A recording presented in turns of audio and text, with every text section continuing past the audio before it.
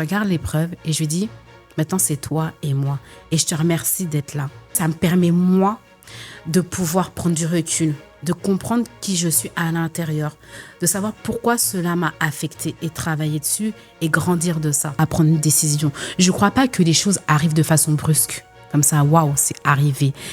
La vie nous prépare à.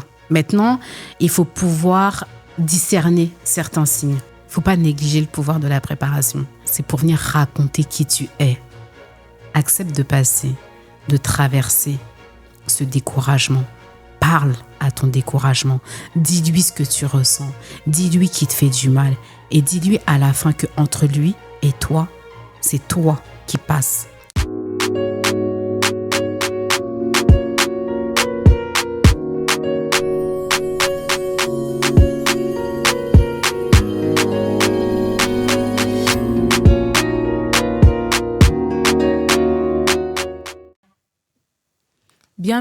Bienvenue sur le podcast Lève-toi et brille. Aujourd'hui, je ne suis pas toute seule, mais avant de vous montrer la personne avec qui je suis, je vais vous demander une chose, dans 2 voire 3 choses. Premièrement, likez, partagez, commentez et activez la cloche de YouTube. Alors, je suis avec Mariam aujourd'hui. Bonjour Mariam. Bonjour Virginie. Comment tu vas? Écoute, je vais bien, je te remercie. J'ai un peu froid et sinon ça va. D'accord. On va demander à l'équipe de te réchauffer, c'est ça? Ça va non, aller? mais réchauffez-moi avec des likes. Merci Mariam. Je suis ravie de t'avoir sur le plateau de Lève-toi et brille. Merci beaucoup. C'est un honneur. Plaisir partagé. Merci d'avoir libéré du temps parce que je sais que c'est pas simple. On sait que tu ne vis pas en France actuellement.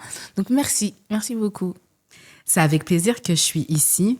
Et je remercie tes équipes également qui travaillent avec toi, de me faire confiance, de m'inviter sur ce podcast et à participer également au déploiement de ce podcast et de la vision qu'il y a derrière ce podcast. Merci beaucoup, c'est un honneur. Écoutez tout le monde, voilà, Mariam a fait des éloges, je suis ravie, je suis sûre qu'ils seront heureux aussi de recevoir tes belles paroles. En tout cas, je l'espère. On confie tout entre les mains du Seigneur, mais... J'espère effectivement que ce qu'on va partager va pouvoir édifier, soulager, réconforter et surtout donner de l'espoir aux personnes qui doivent participer à quelque chose de plus grand qu'eux. Merci Mariam. Donc pour commencer, est-ce que tu peux te présenter en quelques mots?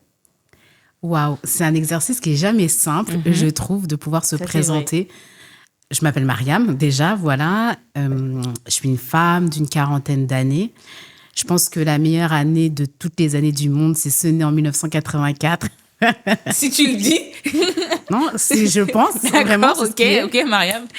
Voilà, je suis une femme qui participe à beaucoup de choses, qui en tout cas, de ce que je peux donner, puisse édifier les personnes. Je pense que c'est ma vocation. Je suis assistante sociale de formation. Et puis, je suis également maman, je suis l'aînée d'une grande famille. Je suis une femme aussi qui expérimente sa foi à travers sa spiritualité, qui parfois réussit certaines choses, parfois échoue aussi, et en tout cas qui se relève. Voilà, qui je suis, si je peux dire ça comme ça. Enfin, en tout cas, de façon brève, en tout cas, voilà ce que je peux dire de moi. D'accord. Et ça, c'est ta description de Mariam? Pas que. D'accord. Après, pour moi, c'est aussi important dans la description que je peux donner de moi, de pouvoir incarner aussi des valeurs, notamment celle de l'amour. Je crois que sans amour, on ne peut pas faire grand-chose. Et ce qui me caractérise, vraiment, c'est ça, c'est l'amour. Je travaille au quotidien pour pas que cette valeur-là, je puisse la perdre, quelles que soient les épreuves que je rencontre. Donc, si dans toutes les choses que j'ai pu dire, être maman, entreprendre, avoir été salariée, être l'aînée, être la fille de beaucoup de monde, la sœur de beaucoup de monde, mais une chose avant tout qui me caractérise, je crois, et qui raconte qui je suis, c'est l'amour. D'accord. Ouais. Merci, Madame l'amour. De rien. On parle de valeurs, tu as parlé de valeurs tout à l'heure. Oui. J'aimerais rebondir dessus. Si tu devais définir 3 valeurs, ça serait quoi? L'amour, Parce que, comme je disais tout à l'heure, je crois que sans amour, on peut rien faire. On peut faire des choses, des personnes font des choses, il n'y a pas l'amour dedans, mais à la place de l'amour, je crois qu'il y a la souffrance. Or, je pense qu'on mérite tous, au moins une fois dans sa vie, de pouvoir expérimenter le bonheur. La deuxième valeur, c'est la résilience. Quelle que soit l'épreuve que nous avons devant nous, quelle que soit la réussite que nous avons devant nous, je crois que sans la résilience, il y a beaucoup de choses qui ne se seront pas faites aujourd'hui sur cette terre. Il y aurait beaucoup de choses qui n'auront pas pu être, des personnes qui n'ont pas pu être révélées. Même si aujourd'hui elles ne sont pas publiques, mais je crois que je vais pas dire dans l'invisible, mais il y a des personnes effectivement qu'on ne voit pas et qui, par la force de la résilience, ont pu changer des petites choses qui ont eu un grand impact. Donc, je crois vraiment à la force de la résilience. Et la dernière des valeurs qui, pour moi, est égale à toutes les autres, je ne sais pas si elle surpasse l'amour, mais en tout cas, c'est la gratitude.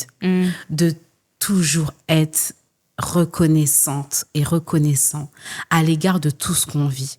Moi, j'ai toujours remercié mes épreuves. Sur le coup, c'était difficile. Franchement, je ne comprenais pas. Je me dis, mais ça, c'est quelle épreuve et tout, que je suis en train de surmonter. J'ai mal. Moi, quand j'ai mal, j'ai mal. Et donc, à un moment, des fois, je me pose, je me dis, OK, je regarde l'épreuve et je lui dis, maintenant, c'est toi et moi. Et je te remercie d'être là. Et je remercie le Seigneur, je remercie l'univers pour ce que je suis en train de vivre, parce que je ne ressortirai pas de la même manière. Et pouvoir aussi remercier les personnes qui sont autour de nous. Même si la personne t'a trahi, ce n'est pas grave, remercie-la. Parce que même dans la trahison, peut-être elle ne s'est pas rendue compte qu'elle t'a trahi. Tu vois, je suis chrétienne, voilà. Donc je fais référence aussi à la Bible parce que c'est un appui pour moi. Jésus dit, Seigneur, pardonne-leur parce qu'ils ne savent pas ce qu'ils font. Moi, j'ai OK, Seigneur, pardonne. Mariam pardonne parce que elles ne savent pas qui elles sont. Et sois reconnaissante à l'égard de ce qui vient de se passer. Parce que ça me permet, moi, de pouvoir prendre du recul, de comprendre qui je suis à l'intérieur, de savoir pourquoi cela m'a affecté et travailler dessus et grandir de ça. Donc voilà, c'est pour ça que je pense que la gratitude aussi est une valeur importante aujourd'hui dans les temps qui courent, de ne pas perdre cette valeur-là. Donc moi, mes 3 valeurs, c'est l'amour, la résilience et la gratitude. Ouais. Merci Mariam. Tout à l'heure, tu as parlé un peu de ton enfance, que tu es t'as pas parlé de ton enfance, mais tu es l'aînée d'une famille. Oui. Et en tant qu'aînée d'une famille, tu as des responsabilités. Oui. Je suis aînée d'une famille, donc je sais de quoi je parle aussi. Donc, tu as dû, tout au long de ta jeunesse, prendre certaines décisions. Et il y a des jeunes qui nous regardent aussi, ou des personnes, ou des aînés, etc. Pas que aînés dans la fratrie, mais aînés dans beaucoup de choses. Comment tu pourrais nous expliquer, en tout cas nous guider, pour les personnes qui doivent prendre des décisions, mais qui ont du mal à prendre certaines décisions. Surtout tout à l'heure, tu as parlé de savoir dire pardon. Pardon. Voilà, de savoir dire pardon, ou en tout cas, acquérir une attitude de pardon, tu vois. Comment faire ? Je pense qu'il n'y a pas de recette miracle. Et ce que je partage, c'est lié à mon expérience. Lorsqu'on est l'aîné de quelque chose, c'est qu'on est précurseur de quelque chose. On ouvre le chemin on permet que d'autres personnes puissent emprunter une voie et surtout améliorer le chemin que nous, on va pouvoir ouvrir. En tant qu'aîné, précurseur de quelque chose, on a la responsabilité effectivement de pouvoir porter. On a la responsabilité de réconforter.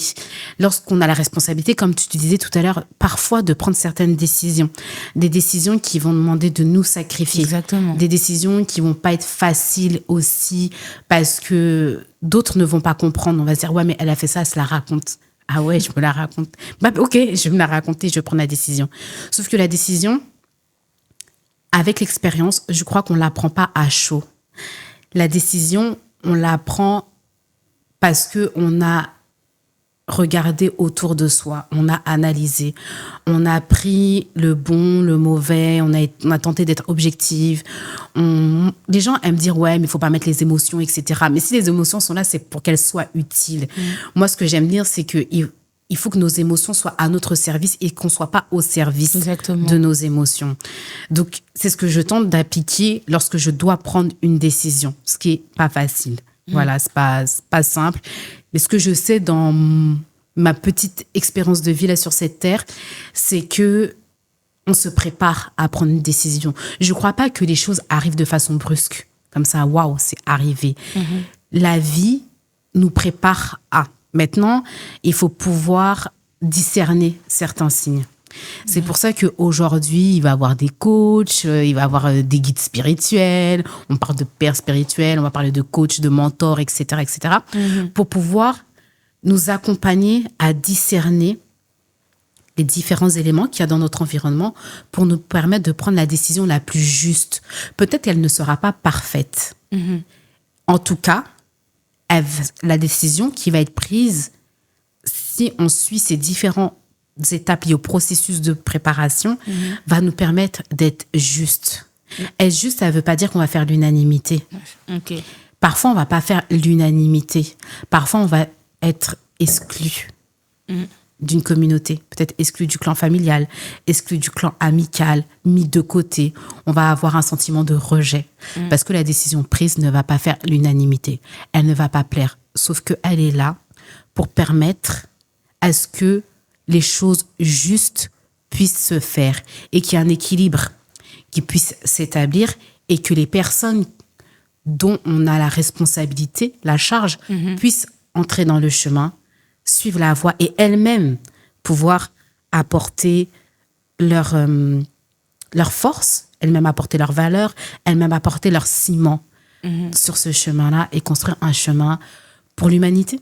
Oui, je vois ce que tu veux dire. Mais en gros, là, tu es en train de nous dire aussi que même la préparation, ça anticipe certaines difficultés.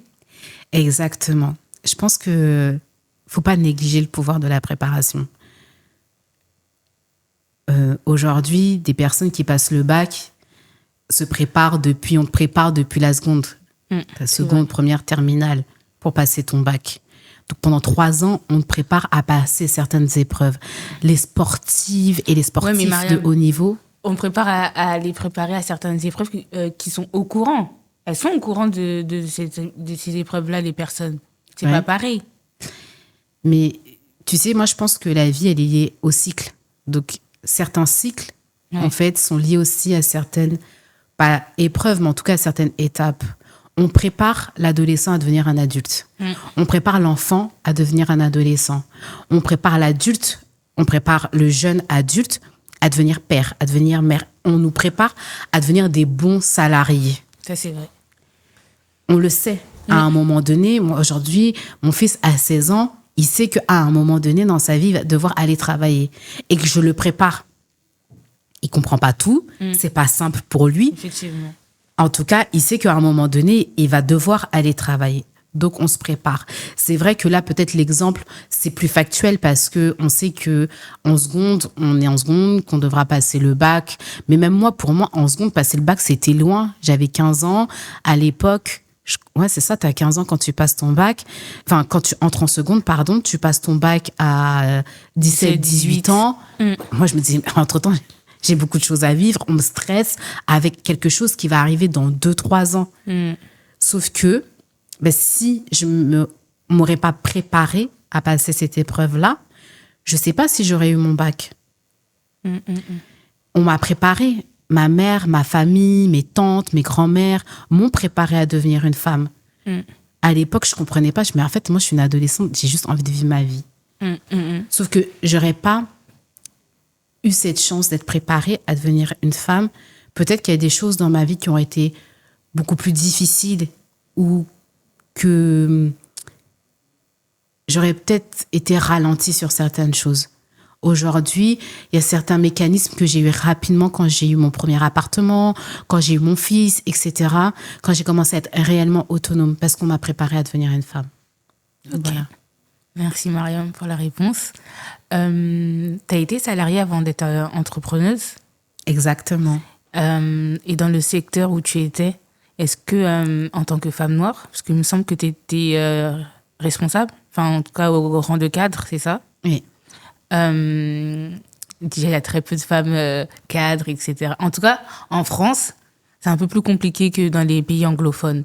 Et ma question, c'est est-ce que tu as eu des difficultés dans ton intégration? Ah, j'ai eu des difficultés. Ah oui, oui, oui. J'ai eu des difficultés. C'était très difficile et violent pour moi. Donc j'ai eu la chance de pouvoir occuper des responsabilités dans une institution de service public. Voilà. Et il me semble que j'étais la première femme noire d'une trentaine d'années à occuper ce poste-là à l'époque. Et j'espère et je crois qu'il y aura d'autres femmes noires après moi, puisque voilà, j'étais précurseur, l'aînée de quelque chose et j'ai ouvert le chemin. Ça n'a pas été parfait. Et je sais que d'autres personnes vont venir parfaire ce chemin-là pour être des rôles modèles pour d'autres et changer les choses pour notre population. Donc, quand je suis entrée, ça a été violent parce que c'est des institutions où il y a un racisme systémique et structurel. C'est réel. On ne l'invente pas. Des institutions comme ça sont hyper paternalistes. Donc, moi, quand je suis arrivée, ma direction me dit « Oui, Mariam, il va falloir t'acculturer. » Je ne suis pas une plante, en fait. Donc, je ne vais pas m'acculturer. Après, moi, j'ai ce bénéfice-là qui parfois aussi est un désavantage de dire ce que je pense. Très clairement, voilà. Et facilement. Excuse-moi, Mariam. Je t'en prie. Et donc, je lui ai dit, mais dans toute la congolité de mes parents, on ne m'a jamais appelée Fleur ou Marguerite. Donc, je vais C'est exactement ce que tu as dit. Ouais. En fait, c'était plus fort que moi. Et même moi, à la fin, des fois, je me dis, Mariam. Calme-toi. Mais pourquoi t'es partie de dire ça encore? En tout cas, je l'ai dit. Okay. Et je lui ai dit, dans toute la congolité de mes parents, on ne m'a pas appelée Fleur ou Marguerite, je m'appelais Mariam. Donc, je ne vais pas m'acculturer. Et je vais apprendre. Et je vais comprendre le nouvel environnement dans lequel je suis et accompagner l'évolution de cet environnement pour le bien-être des publics qu'on accompagne. Parce que moi, mon intérêt, c'est pas moi, mon évolution. Mon évolution, je l'ai parce que je sais que je participe à quelque chose de plus grand que moi et qui fait du bien aux gens qui me ressemblent en tant que femme noire, en tant que fille issue d'immigration, en tant que sœur, en tant que nièce, en tant que je suis pas Mariam pour Mariam. Non, je suis Mariam pour d'autres. Moi, je crois vraiment en ça. Et donc, non, je ne vais pas... dans ma tête, ça résonnait pas. Il n'y a pas de sens de me dire que je m'acculture. Et puis après, il y a plusieurs pics comme ça où il y a des personnes que je manageais qui sont venues me dire « Oui, mais en fait, ici, on n'est pas dans la cité. Mais si j'étais pas issue de la cité, je serais pas là à te soutenir dans tes difficultés. » C'est parce que aussi, je suis issue de la cité. C'est aussi l'histoire de mes parents. Quand mes parents ont quitté le Congo, il y a eu tout un parcours. Ce parcours-là, c'est aussi l'héritage que tu portes, je porte, exactement, et qui raconte la migration de mes parents. Donc, je peux pas te laisser bafouer ça. Moi, j'ai toujours mis un point d'honneur à rendre hommage à l'immigration de mes parents. Parce que c'est pas facile de quitter son pays d'origine. Là, on a grandi, on a tous ses repères, ses codes culturels, aller dans un autre pays, parce que, des fois, il y a des choses où il n'y a peut-être pas forcément de logique. On se dit, ok, j'y vais, je tente l'aventure parce que je sais qu'il y a quelque chose pour moi là-bas ou parce que Dieu m'attend là-bas, ou etc. Il y aura multiples raisons qui sont liées à l'histoire de la personne. Et dans cette histoire-là, on construit des choses parce qu'il y a des rencontres, parce qu'il y a des épreuves, parce qu'il y a des victoires, parce que l'être humain s'ancre dans son espace. Et cet ancrage donne le résultat de qui je suis aussi. Donc, pour moi, il était hors de question de laisser les personnes, et jusqu'à aujourd'hui, bafouer cette histoire-là, parce que c'est mon histoire et c'est l'histoire de ma famille. En même temps, je ne suis pas dans une revendication où... Je vais te poser la question, du coup. Est-ce que tu en parles, tu en as parlé? Comment tu l'as vécu? Toi, ce côté un peu raciste de l'institution, tu vois. En tout cas, quand on t'entend, on a du mal à se dire, oui, Mariam, elle va révolutionner, elle va faire une révolution contre l'institution. Oui, ils m'ont insulté de cette manière-là. Oui, j'ai eu des propos, ils ont eu des propos à mon égard de cette manière-là, tu vois. T'es assez distancée, je trouve. J'ai appris à prendre de la distance. Ok. J'ai appris à prendre de la distance. Je suis passée par plusieurs institutions, notamment associatives, et j'ai été formée J'ai eu des bons mentors que je remercie. Sur le coup, ça a été difficile pour moi parce que je ne comprenais pas pourquoi. On me faisait telle ou telle remarque, on me demandait d'évoluer de telle ou telle manière.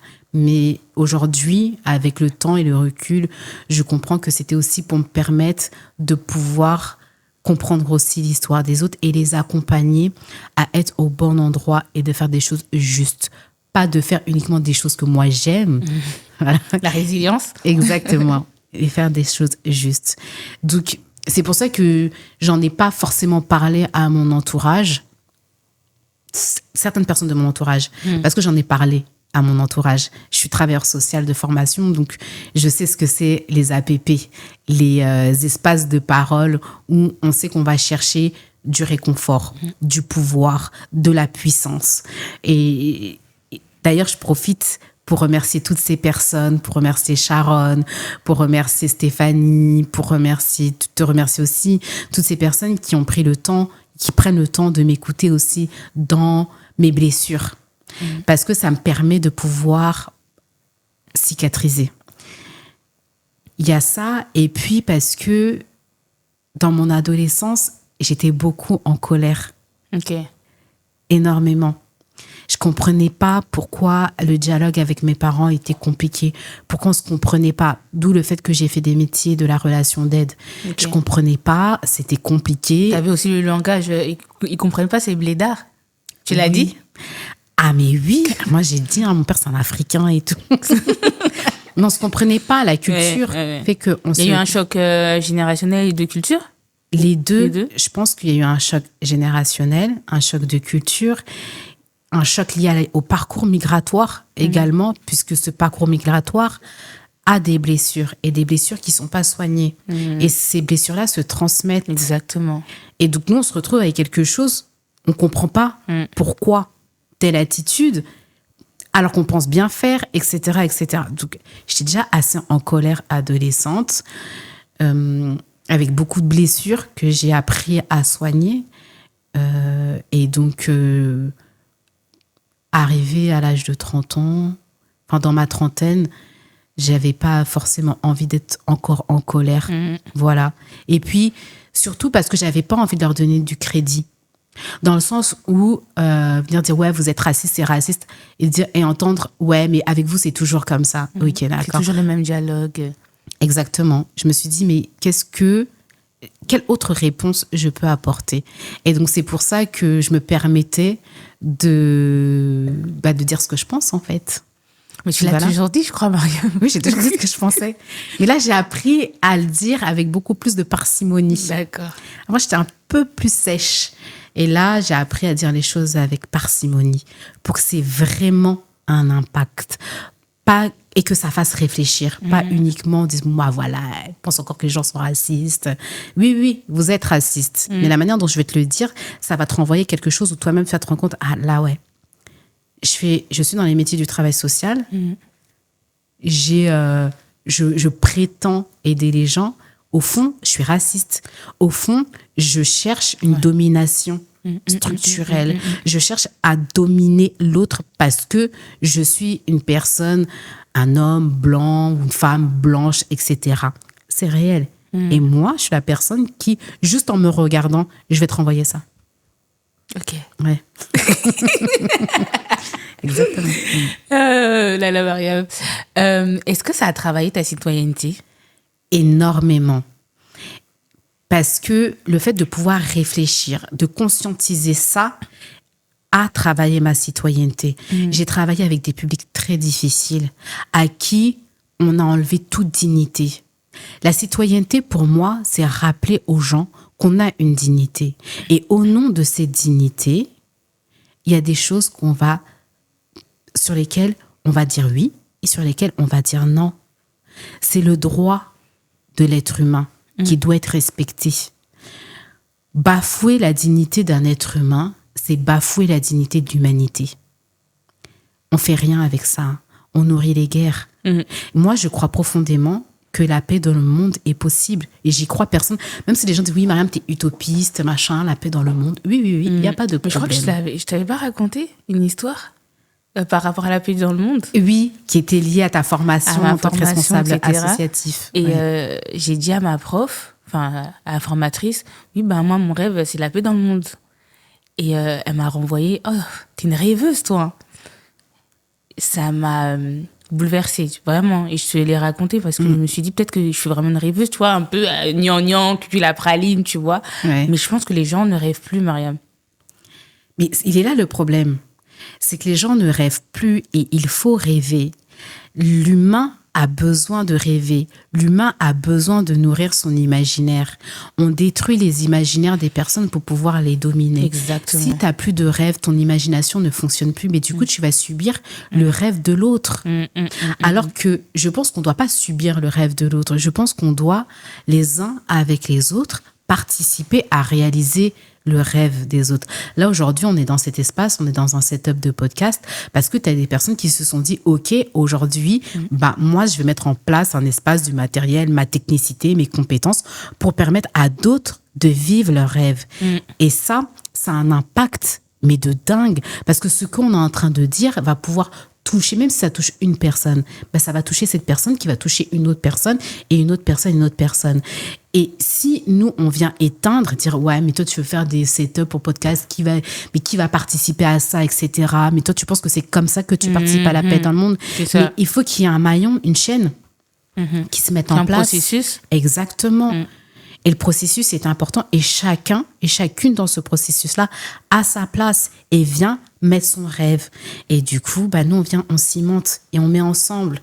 Et ça crée des espaces où chacun va pouvoir s'exprimer. Chacun va pouvoir raconter qui il est, tout en respectant, bien évidemment, l'autre dans son rêve, dans sa citoyenneté. Je ne peux pas venir et puis dire, toi, je t'aime pas, et puis boum, je te tue. Non, bien évidemment. Mais ça crée en fait un espace bienveillant où chacun peut expérimenter après les valeurs de l'amour, de la résilience et la gratitude. Exactement. Waouh, merci. On est toujours dans le côté pro et tout. Je sais que tu as pris la décision de rentrer au Congo depuis peu. Exactement. Ça signifie quoi pour toi de rentrer au pays ? Je ne sais pas si je pourrais le décrire tellement que ça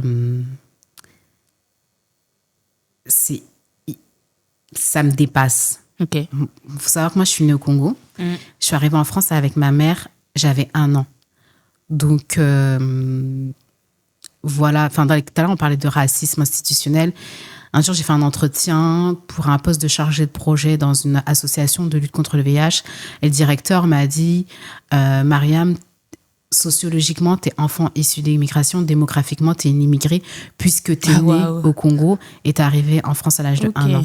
Donc, j'ai pas grandi au Congo, j'y allais pour les vacances, etc. Et puis, j'étais très proche de ma famille maternelle aussi. Donc, voilà, l'histoire se transmettait quand même comme ça. Après, le fait de pouvoir vivre le return, on appelle ça le return de la diaspora, de rentrer et de participer à développer mon pays d'origine, c'est une bénédiction, c'est une grâce, c'est un honneur pour moi. Parce que pareil, comme je disais tout à l'heure, je pense que ça vient réconcilier aussi mes parents face à leur immigration. Okay. Ça vient me réconcilier moi dans mon identité. Ça s'est fait à un moment particulier de ma vie. Ça s'est fait l'année de mes 40 ans. Donc voilà, c'est 40 ans dans le désert. Et comme le peuple d'Israël, je suis rentrée à la maison, expérimenter le lait et le miel. Exact. Dans le pays des Canards. Exactement. Dans le pays du Congo, Dans le pays du Congo. Et puis, lorsqu'on est avec les populations, ça c'est de par expérience, parce que comme je disais tout à l'heure, j'ai toujours travaillé avec des publics difficiles. Je sais pas pourquoi, j'ai toujours aimé les publics très difficiles dans mon expérience en tant que travailleur social. Et là, effectivement, on a des précarités qui sont aussi difficiles, qui me touchent parce que c'est ma terre. C'est là où je suis née, c'est là où mon histoire a commencé, c'est l'histoire de ma famille. Mes parents sont nés au Congo, ont grandi au Congo. Donc moi, je crois aussi au pouvoir de la terre. Et le fait de pouvoir retourner dans cet âge-là, participer à quelque chose, à un effort pour la nation, c'est une grâce. On parlait... à l'école, on parlait de l'effort de guerre après la Deuxième Guerre mondiale, où tout le monde s'est retroussé les manches pour pouvoir reconstruire la France, l'Europe. Aujourd'hui, je crois que on participe à l'effort de construire notre nation aussi, le Congo. Et j'aime mon pays, j'aime le Congo, j'aime ses habitants, j'aime tout ce qu'on y vit. Parfois, je me dis, mais... Ouais. Mais c'est lié au fait qu'on n'a pas les mêmes codes parfois culturels et tout ça. Je me dis, faut laisser passer. Ouais, je laisse passer et j'apprends énormément. Ça a taillé mon humilité. Aujourd'hui, je peux pas dire que je suis la même personne qu'il y a 6 mois parce que j'ai appris à être humble, à mettre avec les personnes qui sont en difficulté et qui ont de l'espoir. Enfin, dans les pays occidentaux, le mot espoir, je sais même pas si... il a encore du sens. C'est très mécanique. On est dans quelque chose de très mécanique. Tu vois, c'est à 9h, 17, etc. Tu vois, tu métro, dodo, on regarde plus, on s'assoit même plus. Tu vois. Alors qu'en Afrique, en tout cas au Congo, on prend le temps. Hein. Pour le prendre, on le prend le temps, tu vois. Mais ça permet à relationner avec les gens, tu vois. Exactement. Ça permet une cohésion sociale, tu vois. Une force commune. D'échanger. Effectivement, on n'est pas pareil. Enfin, on n'est pas pareil. On n'a pas les mêmes codes sociaux, tu vois. Mais on peut trouver une synergie. Exactement. On peut trouver le socle commun qui va nous rassembler pour pouvoir construire le pays de demain. Exactement. Et je me dis aussi, est-ce que ton expérience, tu penses qu'elle va inciter les gens à retourner à la maison ? Ou c'est ce que tu souhaiterais aussi, où tout le monde est amené à rentrer, où il y a des personnes, non, tu vois, tu dois rester quand même en Europe. C'est un peu comme l'entrepreneuriat, est-ce que tout le monde est amené à entreprendre, etc. Tu vois, c'est un peu... Ouais. Lorsque je travaillais avec des publics migrants, je me suis rendu compte de quelque chose. Aussi de mon histoire familiale, où les gens rêvent de l'Europe, arrivent, et puis après, quand ils arrivent, j'ai froid. Oui, il fait froid. C'est réel. Je crois qu'il faut être là où Dieu nous veut. Il faut être là sur la terre où l'univers te veut. Quel que soit ce en quoi tu crois. Dieu, l'univers, je sais pas, les astres, j'en sais rien. Mais ce que je sais, c'est qu'il faut être là où la vie te veut. Tout le monde n'est pas fait pour l'Europe, tout le monde n'est pas fait pour l'Afrique, tout le monde n'est pas fait pour les États-Unis. C'est pour ça qu'il y a 5 continents, qu'on est 7 milliards d'individus sur la planète Terre, parce que tout le monde ne peut pas être au même endroit, sinon ça crée des embouteillages. Exactement. Les embouteillages, franchement, c'est compliqué à gérer. Donc, il faut être là où on doit être. Et c'est pas facile de découvrir là où on doit être. C'est tout un processus, c'est tout un cheminement. Moi, je sais que au fond de moi, si je suis sincère, ça fait longtemps que j'aurais dû rentrer. Même ma grand-mère m'a dit rentre. Moi, j'ai dit, je peux pas. Ah ouais, le bled, aga. Franchement, on va se dire des vérités, c'est difficile. Je vois des trucs, c'est grave pas logique pour moi. Et puis, à un moment donné, il y a quelque chose qui est plus fort que toi et tu sais que tu dois être là-bas. Ça glisse. Il n'y a pas de prise de tête, il n'y a pas de complications. Les choses se font de façon aisée. C'est easy, exactement. Donc, je ne sais pas si mon parcours va inspirer d'autres personnes à rentrer. En tout cas, ce n'est pas ce que je souhaite. Ce que je souhaite, c'est que mon parcours inspire d'autres personnes à chercher sa bonne terre, à être là où il doit être. Parce que c'est comme ça qu'on va réussir à avoir la paix dans le monde. C'est comme ça qu'on va pouvoir réussir aussi soi-même à pouvoir expérimenter le bonheur dans sa vie. Le bonheur, c'est pas quelque chose de linéaire, tout va bien. Dans le bonheur, il y a des difficultés. Mais comme je disais tout à l'heure, le fait de pouvoir expérimenter la résilience va nous permettre de pouvoir aussi vivre le bonheur. Parce qu'à un moment donné, on va être dans un tel état de gratitude face à la vie qu'on va se dire, OK, il y a un alignement avec soi. On est en concordance avec qui l'on est, avec son identité. Donc, c'est comme la question sur l'entrepreneuriat. Est-ce que tout le monde est fait pour entreprendre? Je ne sais pas si tout le monde est fait pour entreprendre. Moi, je crois que tout le monde entreprend. Un salarié entreprend. Ce que je dis souvent, c'est que même la femme de ménage entreprend. Il y a eu le Covid qui est passé. Si la femme de ménage dans l'institution pour laquelle je travaillais, elle n'aurait pas pris la responsabilité de venir malgré et de braver le Covid, les transports, elle habitait hyper loin de Paris, elle avait plein de techniques d'hygiène. Si elle n'avait pas entrepris, peut-être que j'aurais eu le Covid. Enfin, moi, je n'ai jamais eu le Covid. Je ne pense pas avoir eu le Covid, en tout cas. Donc, même la mère au foyer entreprend, elle met en place des choses. Entreprendre, c'est entrer et prendre et partager. Entreprendre, comme on l'entend aujourd'hui, créer sa boîte, etc., être chef d'entreprise, monter des statuts, machin, etc. Je ne sais pas si tout le monde est appelé à ça. Parce qu'il faut de la diversité partout. Si tout le monde est chef d'entreprise, je ne sais pas qui va être salarié. Qu'est-ce qui va être salarié? Il y a des personnes, ça leur convient d'être salarié. Moi, pendant un moment, ça me convenait. Moi, j'étais salariée, j'avais mon contrat de travail, tout se passait bien, etc. À un moment donné, j'ai senti que, là, vu mon caractère, vu, etc., c'était mieux, voilà. Et des signes, tout à l'heure, on parlait de processus, mais moi, j'ai eu des signes qui m'ont dit, là, Mariam, t'arrives à la fin de ton expérience professionnelle dans tel endroit. J'ai forcé le confort. Je gagnais, j'avais un bon salaire. En plus, il y avait un bon CE, etc. Ça faisait 5 ans que j'étais là-bas. Pourquoi partir? Parce que tu as aussi le confort, l'habitude qui te fait rester dans quelque chose et tu te dis, mais là, je vais quitter ça. C'est pas simple. Ouais. Alors que tout me préparait, il y avait beaucoup de signes qui me disaient, là, c'est la fin, ma chérie. Mais moi, j'étais, mon confort. Donc, il n'y avait pas un peu de peur aussi? Oui, il y a la peur de l'inconnu. C'est réel. Je ne sais pas ce que je vais faire, où je vais aller. Je ne connais pas du tout l'entrepreneuriat. J'ai pas, dans mon entourage, j'ai des personnes qui ont entrepris, d'accord, mais elles n'étaient pas très, très proches de moi. Mon quotidien, je le vivais avec des personnes qui étaient salariées, cadres. En plus, moi, dans mon éducation, j'ai été éduquée pour devenir une cadre dirigeante.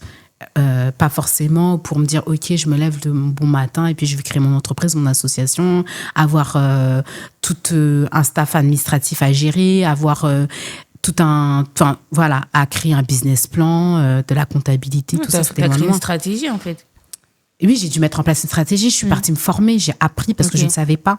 Et ça aussi, c'est important. Ça fait partie du processus de préparation, d'accepter aussi de se former. Donc voilà, je ne sais pas si tout le monde est fait pour entreprendre parce que sinon il n'y aurait pas de salariés. Mais en tout cas, je crois que chacun et chacune d'entre nous, on a quelque chose en nous qu'on peut donner. Et qu'on doit donner. C'est une obligation pour toi? Je ne dirais pas que c'est une obligation parce qu'on en a le choix de donner ou pas. Mais je trouve que c'est mieux que si tu as quelque chose en toi qui sert à l'humanité de le donner. C'est mieux.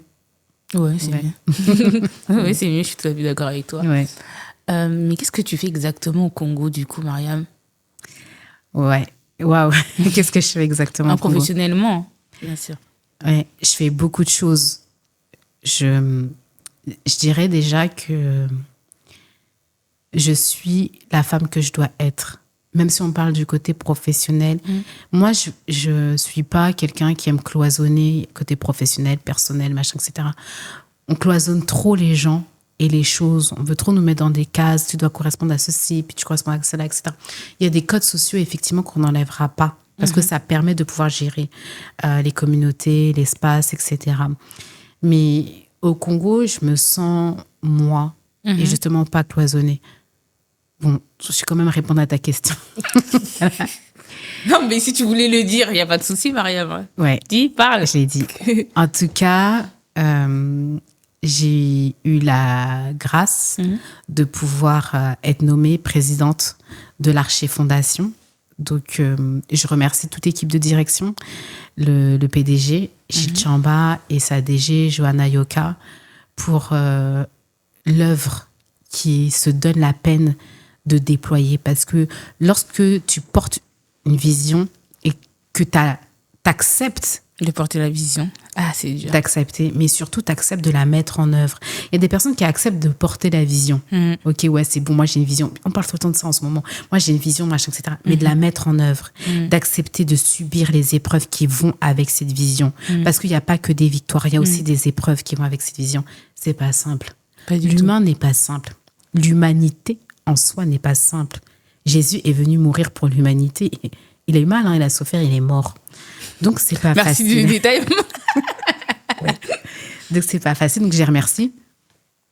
Donc, l'Archer est un fonds d'investissement aujourd'hui au Congo-Brazzaville qui accompagne les investisseurs, les gros investisseurs, également les petits investisseurs, en tout cas de pouvoir se déployer et participer au développement socio-économique du pays, mais également des communautés qui font ce pays-là. Et ça, c'est important parce que ça permet à chacun et chacune de pouvoir raconter qui il est et de pouvoir surtout venir faire ce pourquoi il est sur cette terre-là. Donc moi, je suis présidente de cette fondation-là où on accompagne des projets.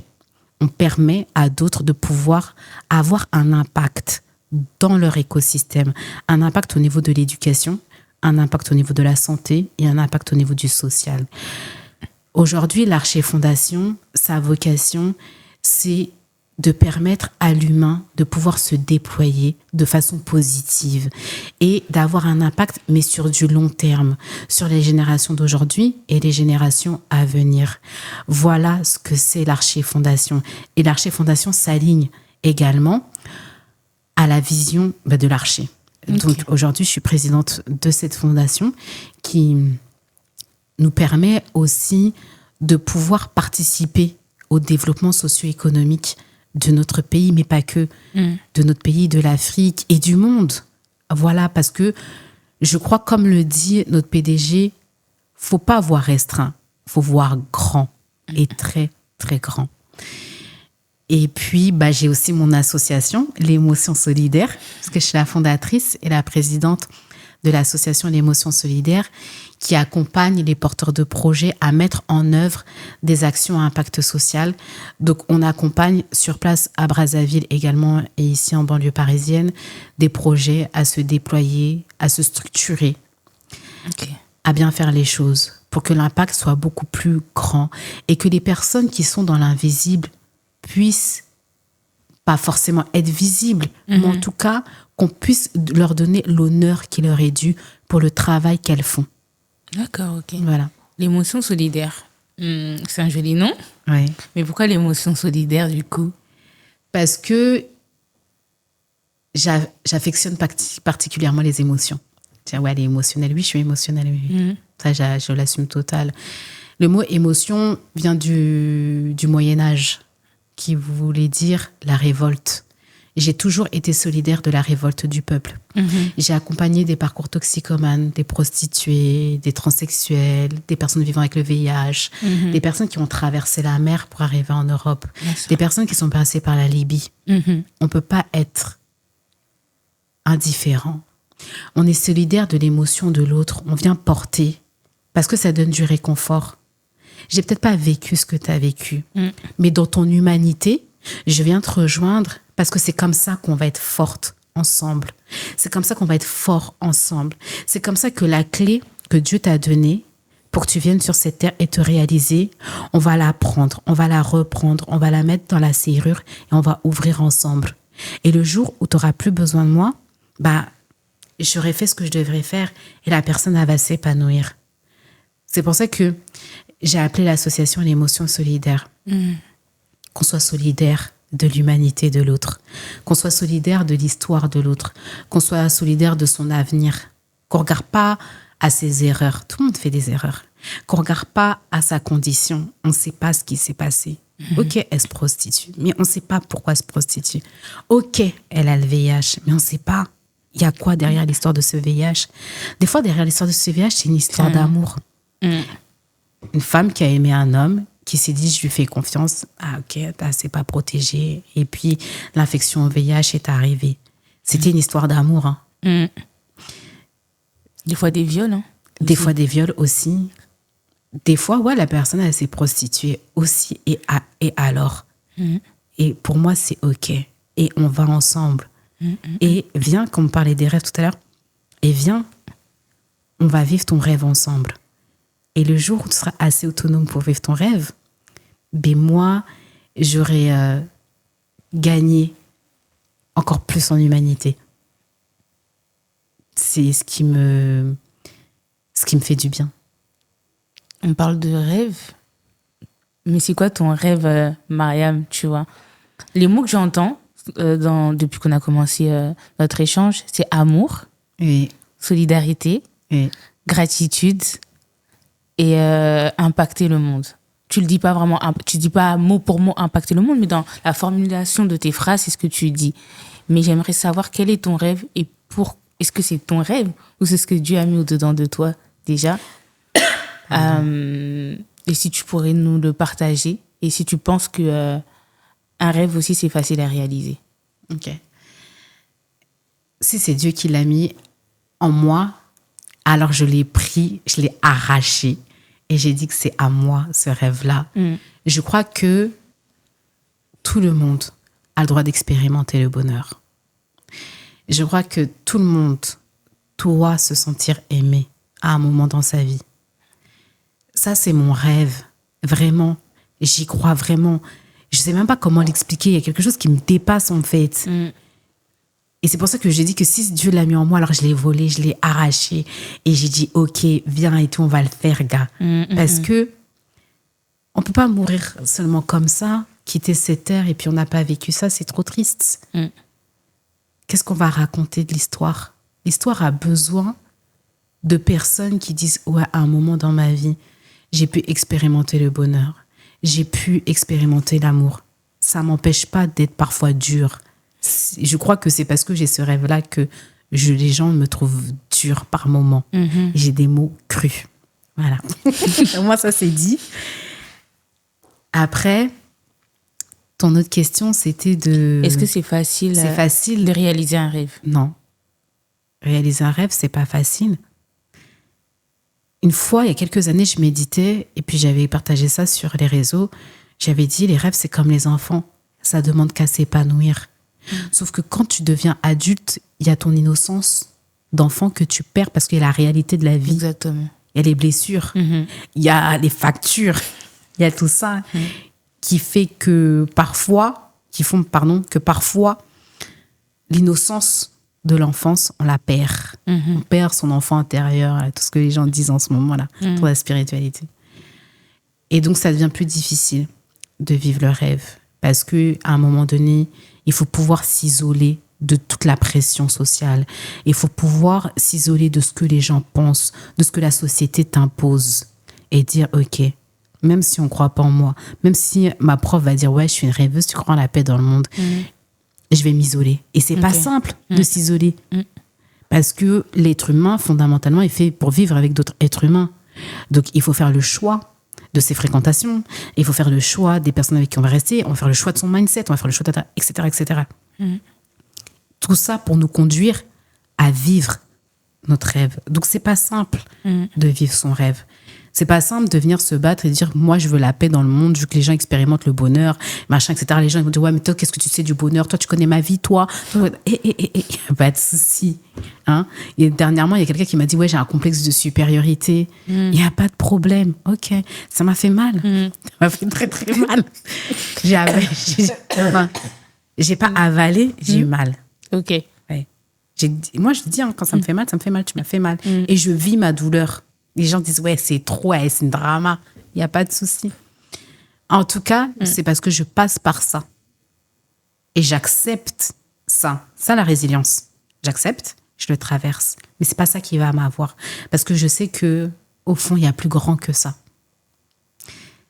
Si l'être humain va bien, si le parent va bien, qu'il est épanoui, l'enfant va bien. Il va être épanoui. Il va vivre ses rêves. Il va se battre. Et on va plus subir l'oppression de ceux qui disent raconter l'histoire. Donc ça, c'est ce que je crois des rêves et c'est ce que je vis. Difficilement. En tout cas, je le vis. OK. Tout à l'heure, tu as parlé de ce que Dieu peut mettre au-dedans de nous concernant les rêves. Et j'aimerais savoir qu'est-ce qui t'anime? Est-ce que Dieu t'anime? Quelle est la place de la foi dans tes business, dans ta vie, dans ton rôle de maman, d'entrepreneuse? Est-ce que tu peux nous développer ça et nous dire vraiment ce que Dieu a fait pour toi dans ta vie par rapport à ça? Si je devais raconter tout ce que Dieu a fait pour moi dans ma vie et et ce qu'il va encore faire. Franchement, ouais, un podcast ne suffirait pas. Mais je remercie vraiment le Seigneur pour ce qu'il fait dans ma vie, continue de faire. Pour moi, la foi, c'est la ferme assurance des choses qu'on n'a pas encore vues, qu'on n'a pas encore entendues. Moi, je crois véritablement qu'on va y arriver. Je crois que les gens vont être épanouis. Je crois que le Congo va être un pays sur lequel on va compter. On va raconter notre histoire par nous, pour nous et avec nous. J'y crois profondément, même si moi, de mon vivant, je ne le vois pas. Mais je sais que les générations futures le verront. Ça, c'est la foi. Moi, je sais que je ne suis pas une femme qu'on va abattre comme ça, même si on veut m'abattre. Mais je sais que je vais me relever. Ça, c'est ma foi. Parce que je sais qu'il y a quelque chose qui est plus fort que moi. Il y a quelque chose en moi qui vit, qui bat. Si ce n'était pas Dieu, si ce n'était pas cette foi en lui, je ne serais pas là. Parce que les gens ne m'attendaient pas là où je suis. On s'est dit, mais moi, dès le lycée, on a dit à ma mère, elle va faire un BEP vente. Ma mère, elle a dit, moi, ma fille, avec ses ongles, ces histoires de beauté-là, elle va jamais travailler.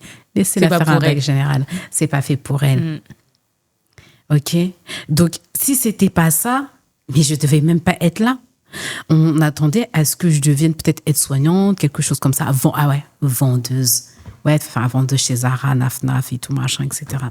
Non.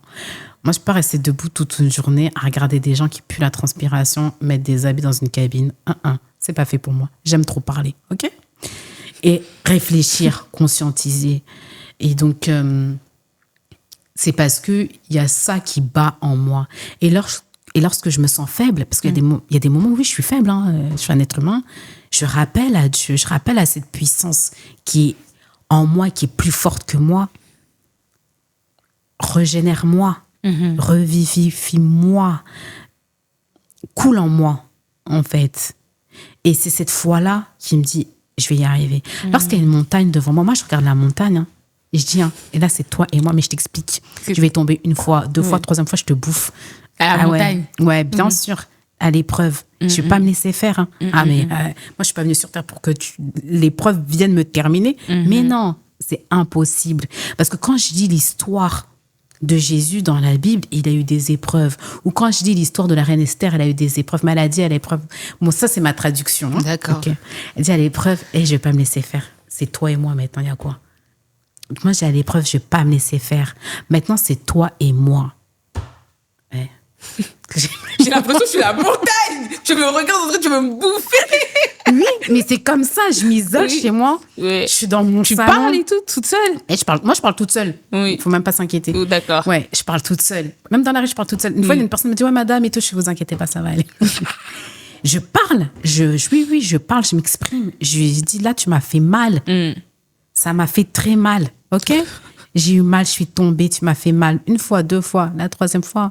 Je me prépare. Parler de la préparation. J'ai observé l'épreuve. Quand on parle de la montagne, j'ai observé. J'ai vu comment tu as grandi en moi. J'ai vu comment tu t'es déplacé. Je t'ai observé. J'ai vu les coups que tu m'as mis. Voilà. Maintenant, premier round, deuxième round, troisième round. Ouais, je t'éclate. Ah ouais, clairement. Je te termine. C'est pour ça qu'on a dit la cité. Ouais, c'est bon. Ok. C'est important que tu puisses le dire parce que, tu sais, on est dans une nouvelle génération, dans le 21e siècle, où on a du mal à parler de difficultés. On a du mal à franchir, tu vois, la montagne et d'un coup, on laisse tomber très facilement, tu vois. On laisse tomber. Et on laisse couler. Et, des fois, on est dans des attitudes de délaissement parce qu'on est fatigué, en fait. Et oui. Et parce que les personnes qui dominent le monde, c'est ce qu'elles souhaitent.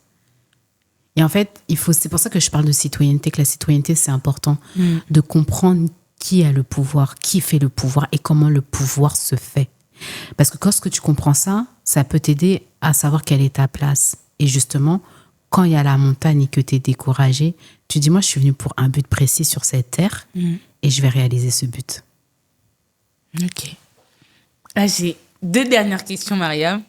Ok. Est-ce que tu connais le concept de dîner à 5? Non, mais tu vas m'expliquer. D'accord. En gros, tu es l'hôte d'un dîner, Ok, donc vous êtes 5. Donc, Ouais. en fait, tu as 4 invités. ok, Et tu as l'occasion d'inviter 4 personnes, vivantes ou décédées. ok, Des personnes avec qui tu vas discuter, tu vas poser des questions et qui sont, selon toi, inspirantes. ok. Donc, ces 4 personnes, selon toi, ce serait qui? Ce serait qui tes invités, tes guest stars sur la table de 5? Ok. Waouh, c'est un peu difficile, mais bon. Et Déjà, d'écrire aussi pourquoi, tu vois. ok. Dans mes guests, franchement, ma première guest, c'est la reine Esther. Et je l'invite direct, tac, tac, tac, à Ressuscite des morts. Je l'invite parce que je trouve que il faut beaucoup de courage et d'audace pour faire ce qu'elle a fait pour son peuple. Déjà, si on prend l'histoire de Esther au XXIe siècle, c'est de la pédophilie très claire, quoi. Elle a 12 ans, elle se marie avec le roi. Ben, genre, le roi, il a des 50 ans dans le quartier. Mais elle accepte. Ok. Elle accepte beaucoup de choses. C'est un acte de D'être résilience humiliée. aussi. Ouais, ouais, je sais pas. Mais en tout cas, c'est un acte de courage. Hein. Ouais. Elle accepte d'être humiliée.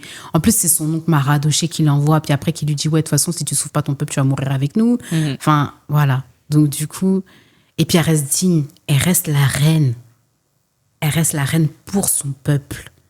C'est plus elle, c'est pour son peuple. Donc, j'inviterai la reine Esther. J'inviterai...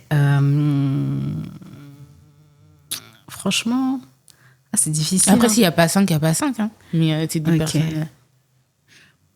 Moi, j'inviterais...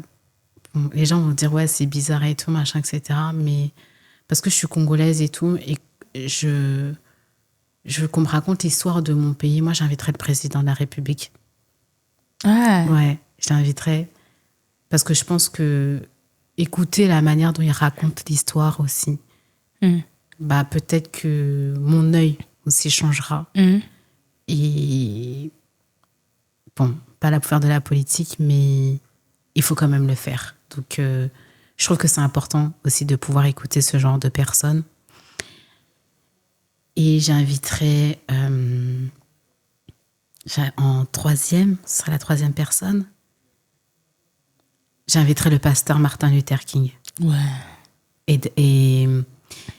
et Malcolm X. Les deux ouais. Ah ouais.